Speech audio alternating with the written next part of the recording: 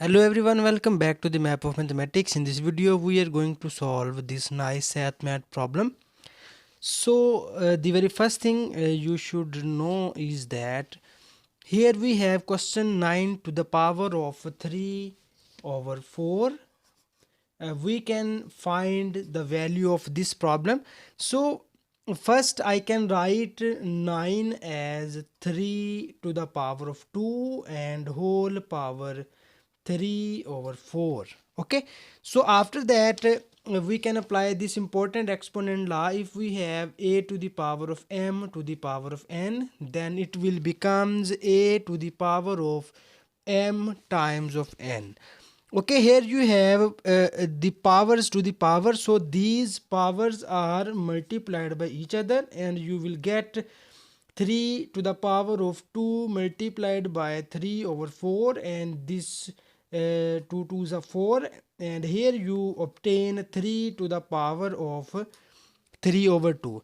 Now we will again simplify this term, and you can write this 3 as 3 to the power of 3 and whole power 1 over 3.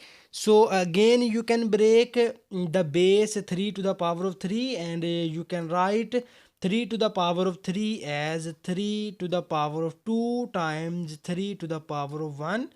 Because bases are same, so powers are add, and you can write 3 to the power 3 as 3 to the power of 2 times 3 to the power of 1.